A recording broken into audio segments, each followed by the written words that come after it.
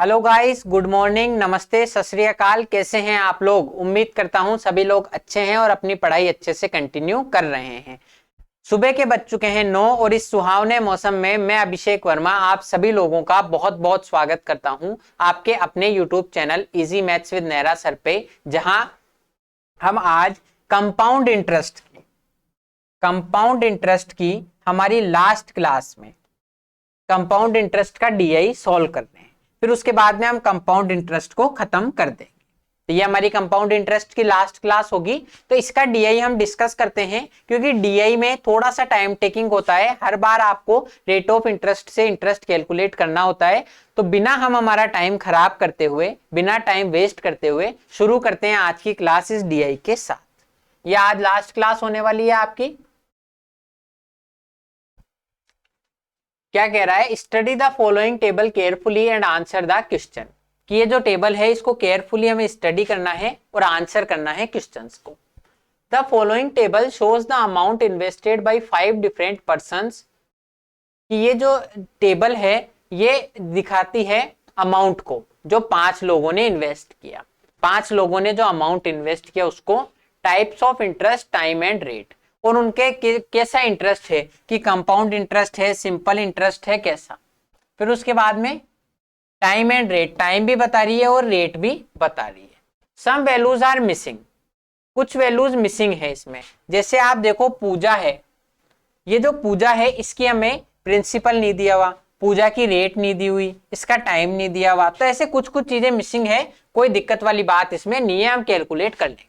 You have to calculate these values as per data given in the question।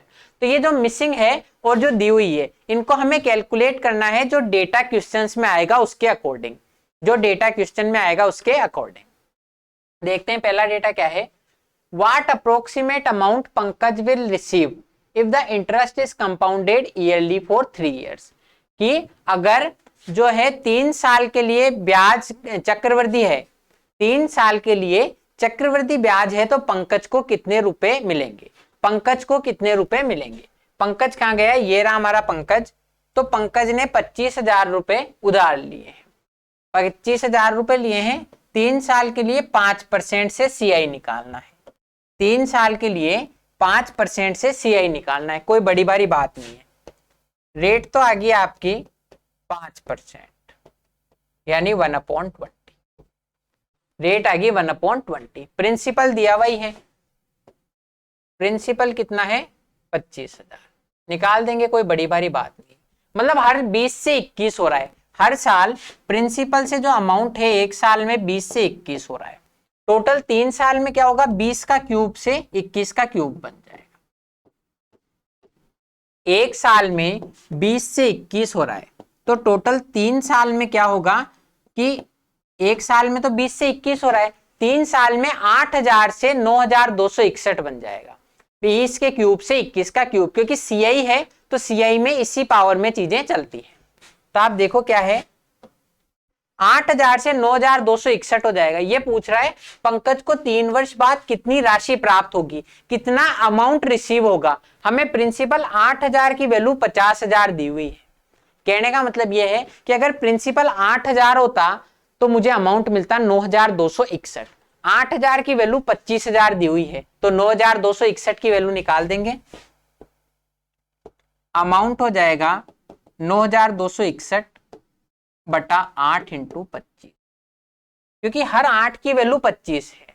हर 8 की value जो है 25 है, तो हम इसको कैलकुलेट कर देंगे। अब आप देखो 9,261 में 8 का भाग देना मुश्किल है।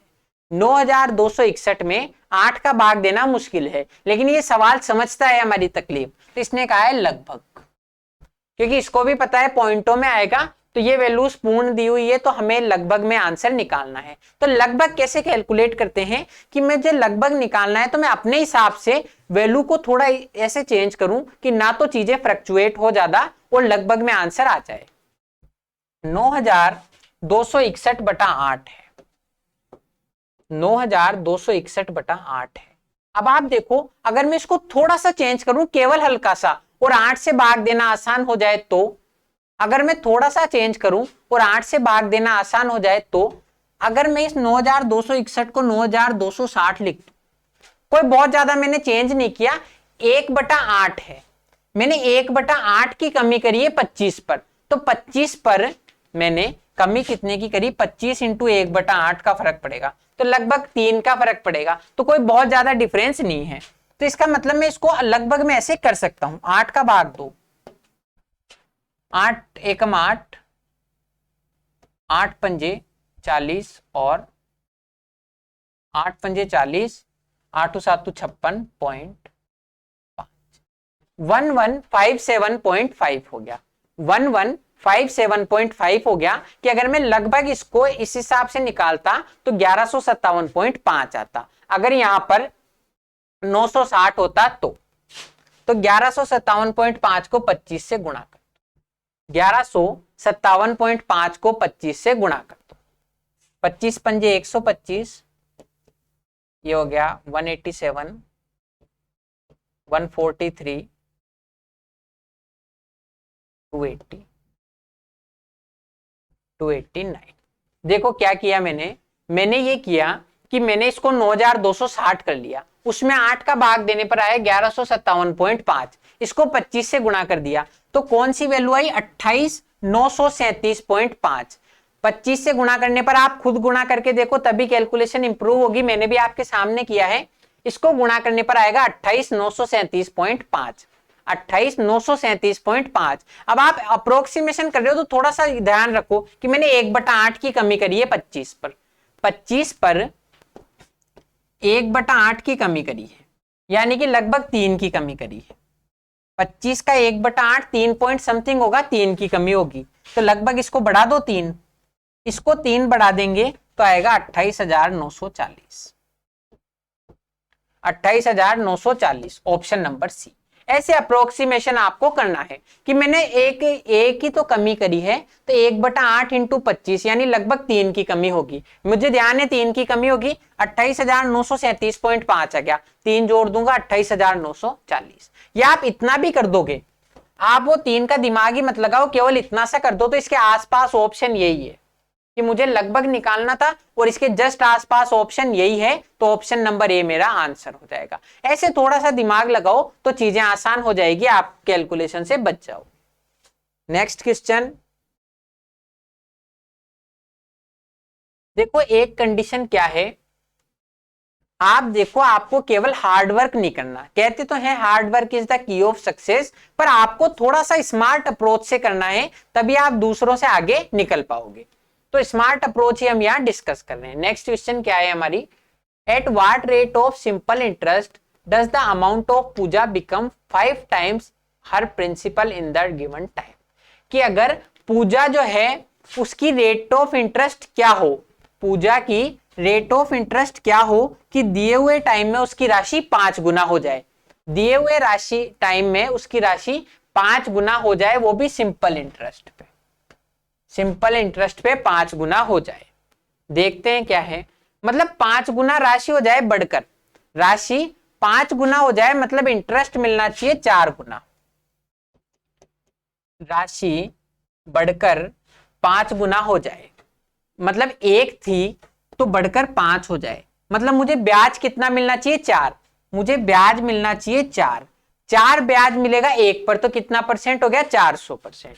ऐसे थोड़ा बहुत दिमाग रखो, हर बार आपको सवालों में इतना ज्यादा गुलने की जरूरत नहीं है। 400% ब्याज मिलना चाहिए, कितने समय में, 4 साल गिवन टाइम में। ये पूजा है, साधारण ब्याज में इसके 4 साल का टाइम है और ब्याज मिलना चाहिए 400%, 400% मिलना चाहिए 4 साल में, तो रेट कितनी हो जाएगी, हर साल कितना मिले 100%,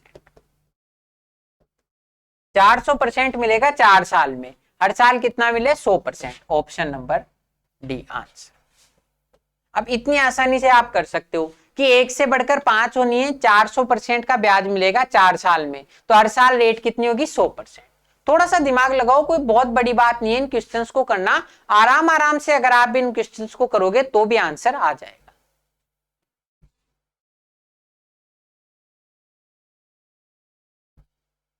What approximate amount Sachin will receive in 2 years, कि सचिन को 2 साल में कितना अमाउंट मिलेगा, कितना मिश्र धन मिलेगा, Sachin has invested 30% more than Shiv, कि सचिन ने अगर शिव से 30% ज्यादा इन्वेस्ट किया हो, सचिन ने शिव से 30% ज्यादा इन्वेस्ट किया हो। पहले तो शिव देखो, शिव ने किया है 12,000 रुपए इन्वेस्ट, तो सचिन ने इससे 30% ज्यादा मिला है। 2 साल बाद कितनी राशि मिलेगी?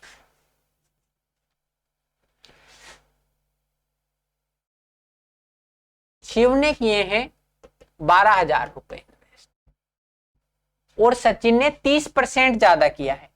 सचिन ने शिव से 30% ज्यादा किया है। 30% का मतलब जानते हो क्या होता है? 30% की फ्रैक्शन वैल्यू होती है 3/10। 30% की वैल्यू कितनी होती है? 3/10। कि अगर शिव ने 10 रुपए इन्वेस्ट किए हैं तो सचिन ने 3 ज्यादा करके 13 किए होंगे। शिव ने अगर 10 रुपए इन्वेस्ट किए हैं तो सचिन ने 3 ज्यादा करके 13 रुपए इन्वेस्ट किए होंगे। अब आप देखो कैलकुलेशन करना कितना आसान है। 0 से कट गया 0, 12 को 13 से गुणा कर दो, 156 ऐसा कहे। क्या किया? 0 से 0 काट दो, 12 × 13 156 होता है। बहुत आसान है। अगर इतना भी आसान नहीं हो तो 13 को 12 से जनरली गुणा कर दो, 13 दूनी 26 और 13 एकम 13 और 2 15, 156। लेकिन छोटी मोटी कैलकुलेशन आपको वर्बली करनी है, क्योंकि आप सपने देख रहे हो इंस्पेक्टर बनने के, बैंक में मैनेजर बनने के, पीओ बनने के, तो आपको मेहनत भी उस हिसाब से करनी पड़ेगी। कि सचिन ने 15,600 रुपए इन्वेस्ट किए। अब क्या कह रहा है? 2 वर्ष बाद कितनी राशि प्राप्त होगी? सचिन की रेट ऑफ इंटरेस्ट क्या है? 4%। सचिन की रेट ऑफ इंटरेस्ट क्या है? 4%। सचिन की रेट है 4%। अब 2 साल ही हैं, केवल मुझे 2 साल का ही निकालना है। थोड़ा सा दिमाग लगाओ। मैंने आपको कहा था सक्सेसिव रेट कब काम आएगी? 2-1 साल के लिए। 2-3 साल का निकालना हो, सक्सेसिव सबसे बढ़िया मेथड है। फाइनल रेट कितनी हो जाएगी? 8.16%। अब जिस दिन आप भी ऐसे करने लग जाओ, आपके नंबर आने से कोई नहीं रोक सकता। ए का मान है 4 प्लस बी का मान है 4 प्लस 4 × 4 16/100। अब हर बार वहां पर मान रखने लगे ना ऐसे, जब तो भूल जाना, नौकरी लगेगी। हमें क्या करना है? देखो कुछ बातें कड़वे सत्य हैं जो हमें मानना पड़ेगा। क्या कंडीशन है? कि 4 को 2 बार कैलकुलेट करना है, तो 4 और 4 8 प्लस 4 का स्क्वायर बटा 100 तो 0.16। मतलब सचिन को कितनी रेट से इंटरेस्ट देना है? 8.16% से। सचिन को 8.16% से रेट देना है, तो इसका निकाल दो ब्याज। इंटरेस्ट कितना हो जाएगा? 156 × 8.16। थोड़ा सा एक स्टेप जल्दी कर दिया। 15,600 × 8.16/100। 15,600 × 8.16/100। 0 से 0 काट दो। मैंने ऑलरेडी ये चीज लिख दी थी, तो आपको समझ में नहीं आया हो, इसलिए मैंने इसको दोबारा ऐसा लिखा है। 156 को 8.16 से गुणा कर दो। 156 को 8.16% से गुणा कर दो, आपका आंसर आ जाएगा। तो इसको गुणा करने के भी कुछ तरीके हो सकते हैं, वो भी देखेंगे। और क्या आप इसका तरीका बता सकते हो? एक बार कमेंट में आप बताओ, मैं आपको टाइम देता हूं। तो आपका टाइम देखो कंप्लीट हो गया। आप चाहो तो यहाँ वीडियो पॉज कर सकते हो अभी भी, कि 8.16 से कैसे गुणा करूं, 8.16 से कैसे गुणा करूं। तो या तो आप इसको बेसिक से डायरेक्ट कर दो, बेसिक से डायरेक्ट गुणा करो, या मैंने जो आपको तरीका बताया था कि 156 × 816 है, लास्ट में 2 संख्या के बाद पॉइंट लगा देंगे, तो उससे कर लो। पहली संख्या जाएगी, 6 को 6 से गुणा करेंगे, फिर 6 तो आगे बढ़ जाएगा, दूसरी संख्या इसको फॉलो करेगी। दोनों तरीकों से गुणा कर सकते हो। तो ये जो है दोनों बेसिक तरीके मैं आपके लिए छोड़ता हूं, मैं आपको बताता हूं इसमें दिमाग क्या लग सकता है, वो डिस्कस करते हैं। हम पहले, आप देखो, मुझे 156 को 8 से गुणा करना है और 16 से। पॉइंट को भूल जाओ एक बार, 8 से गुणा करना है और 16 से। थोड़ी सी शांति रखो, कैसे करेंगे? 156 को 8 से गुणा कर दो, 8 6 की 48 और ये 120, 15 × 120 और ये बचे 48। 1248 आएगा 8 से गुणा करने पर। 1248 आएगा 8 से गुणा करने पर। 16 से गुणा करने पर कितना आएगा? 16 से गुणा करने पर आएगा इसका दुगना।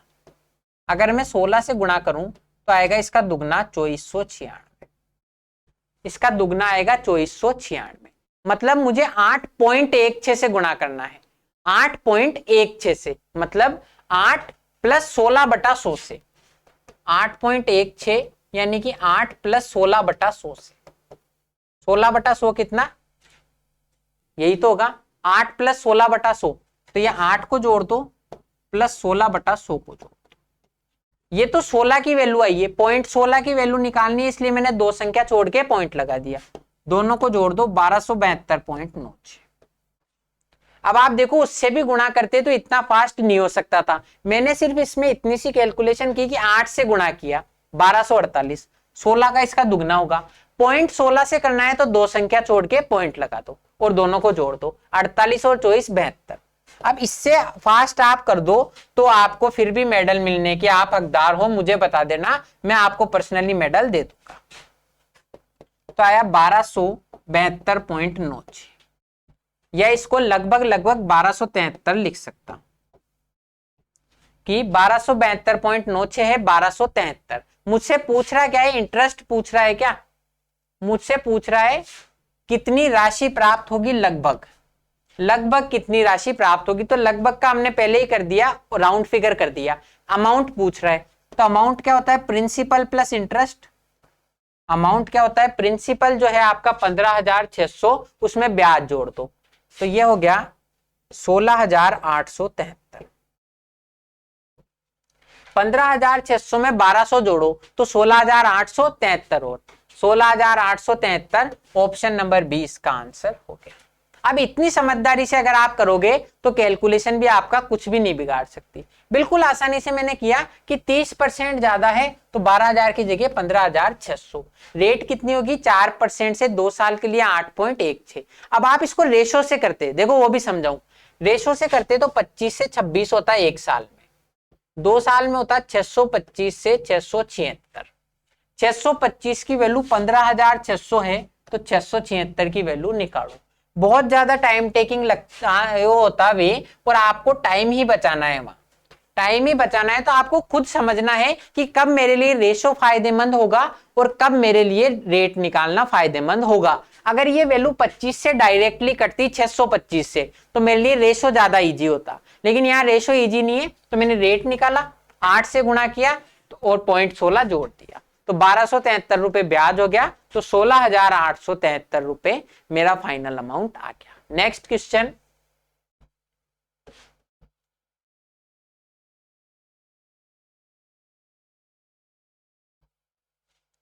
If the ratio of principal of Pankaj to that of Rahul, कि पंकज और राहुल के प्रिंसिपल का रेशो, पंकज और राहुल के प्रिंसिपल का रेशो इज 5:6, कि 5:6 है, ठीक है। The rate of interest is of Rahul is 20% more than Pankaj, कि पंकज की दर से 20% ज्यादा राहुल के लिए ब्याज की दर लगेगी। Then how much interest Rahul will receive, तो राहुल को कितना ब्याज मिलेगा, अधिक नहीं, केवल ये पूछा है कितना ब्याज मिलेगा, राहुल को कितना ब्याज मिलेगा। देखते हैं पंकज, अब देखो राहुल की हमें ना तो वो दिया हुआ है, राहुल का ना तो हमें प्रिंसिपल दिया हुआ है ना रेट दी हुई है। राहुल का ना तो प्रिंसिपल दिया है ना रेट दी है, लेकिन राहुल के जो दोस्त हैं पंकज, राहुल के जो दोस्त हैं पंकज, उनकी ये दोनों वैल्यूज हमें दी हुई है और उनसे रिलेशन भी दिया हुआ है, तो राहुल की वैल्यू निकाल देंगे। पंकज और राहुल के प्रिंसिपल का रेशो 5:6 है, पंकज और राहुल के प्रिंसिपल का रेशो, तो ये पंकज और ये राहुल प्रिंसिपल का रेशो है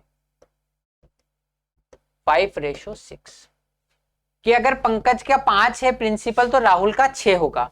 पंकज का प्रिंसिपल कितना है 25,000, पंकज का प्रिंसिपल कितना है 25,000, यानी इस 5 की वैल्यू 25,000 है, तो 6 की वैल्यू कितनी हो जाएगी 30,000।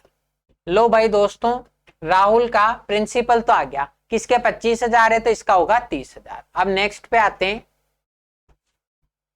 पंकज की ब्याज दर से 20% अधिक है राहुल की ब्याज दर, कि पंकज की ब्याज दर अगर 5 है तो इसकी 20% ज्यादा होगी, तो रेट कितनी है अगर इसकी 5 है तो 20% यानी इसकी 6 होगी। यही हुआ कि अगर राहुल पंकज की ब्याज दर 5 है, 20% ज्यादा, 5 का 20% 1/5 यानी 5 की जगह 6 होगी। अब क्या पूछ रहा है, तो राहुल को कितना ब्याज प्राप्त होगा, राहुल का इंटरेस्ट निकाल देंगे कि 30,000 रुपए पर 6% से कितने साल का ब्याज निकालना है, 5 साल। राहुल के लिए साधारण ब्याज निकालना है 30,000 रुपए पर 6% से 5 साल के लिए। तो कितना इंटरेस्ट हो जाएगा, टाइम जो होगा वो हो जाएगा 5 ईयर्स। तो इंटरेस्ट निकाल देंगे। सिंपल इंटरेस्ट है, या तो PRT अपॉन 100 कर दो या डायरेक्ट कर दो कि 6% से 5 साल, 6% हर साल मुझे ब्याज मिलता है तो 5 साल में मिलेगा 30%। 6% अगर मुझे हर साल ब्याज मिलता है तो 5 साल में मिलेगा 30%, 30,000 का। इस 30,000 का टोटल 30% ब्याज मिलेगा, जो कि हो गया 9,000, जो कि हो गया 9,000। कैसे, 30,000 का 10% 3,000 होता है, कोई कैलकुलेशन करने की नीड नहीं है। 3 से गुणा कर दो 9,000, कैलकुलेशन करने की कोई नीड ही नहीं है कि 30 का 30% डायरेक्ट 9,000 हो जाएगा। नेक्स्ट क्वेश्चन, और जो है आज की क्लास का, आज के हमारे इस DI का लास्ट क्वेश्चन।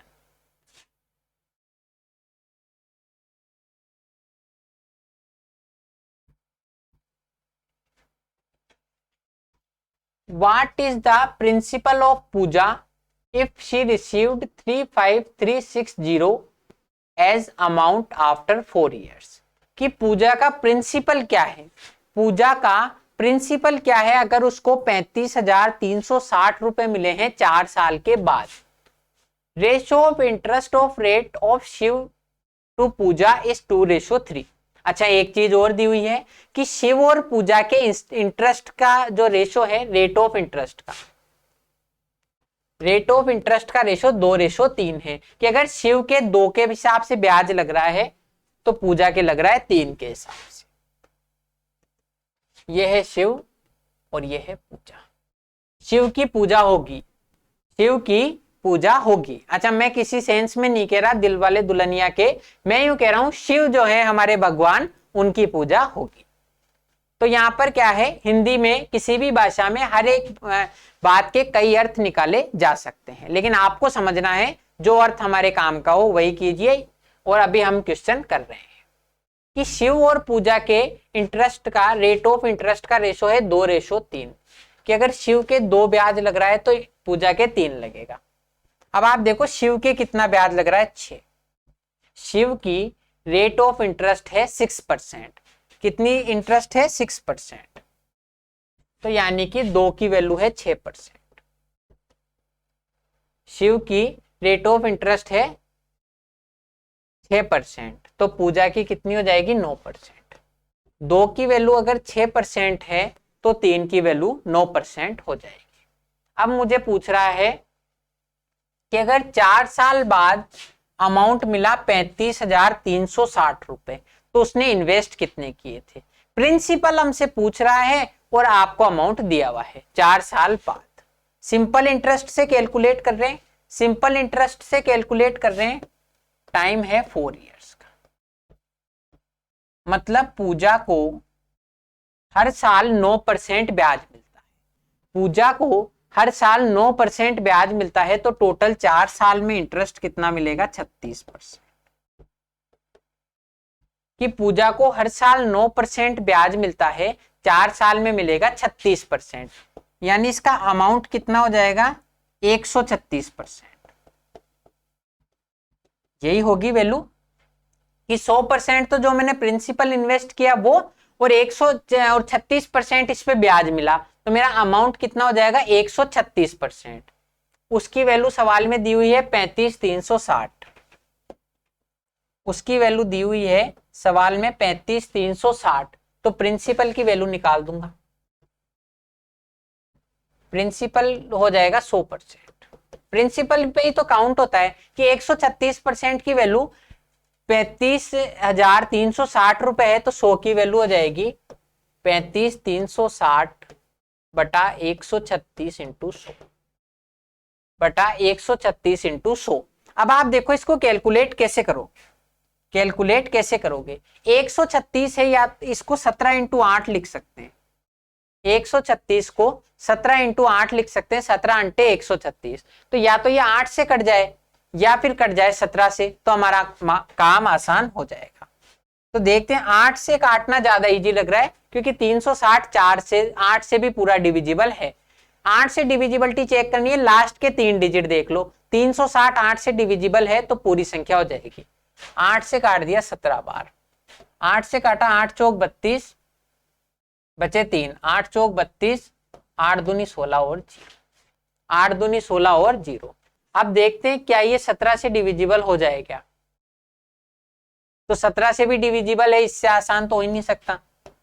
17 दूनी 34, 17 दूनी 34 बचे 10, 17 छिकी 100 तो 260, 260 को 2 से गुणा कर दो 26,000, 260 को 2 से गुणा कर दो 26,000 रुपए। यानी पूजा ने 26,000 रुपए इन्वेस्ट किए थे 9% पर एनम की रेट से, तब जाके उसको 4 साल बाद 35,360 रुपए मिलेंगे। तो पूजा का प्रिंसिपल आ गया 26,000 रुपए। Option number B bank of Baroda इस बार हमारा आंसर हो गया। ठीक है, इसका मतलब आपकी नौकरी हो सकता है बैंक ऑफ बड़ौदा में लग जाए या बी से आपकी कोई ग्रुप बी की सीजीएल में जॉब लग जाए, ग्रुप बी की सीजीएल में जॉब लग जाए। मैं आपको पूरी शुभकामना देता हूं कि आप जो चाहो उसमें आपकी जॉब लगे। अब इन्हीं शुभकामनाओं के बीच आज की हमारी क्लास हो गई है 100% कंप्लीट। अभी हमारा एसआई और सीआई का डीआई भी हमने कर लिया है, डेटा इंटरप्रिटेशन, और इसी के साथ हमारा एसआई एंड सीआई कंप्लीट हो गया। ठीक है, तो आज की हमारा सीआई कंप्लीट हो गया। अब मिलते हैं आपसे अभी आज शाम को जो हमारी क्लास होगी उसमें। तो तब तक के लिए आपको क्या करना है, इनको रिवाइज करना है। और वीडियो अगर अच्छी लगे तो वीडियो को लाइक कीजिए और चैनल को सब्सक्राइब कीजिए, वीडियो को शेयर कीजिए। थैंक यू, जय हिंद।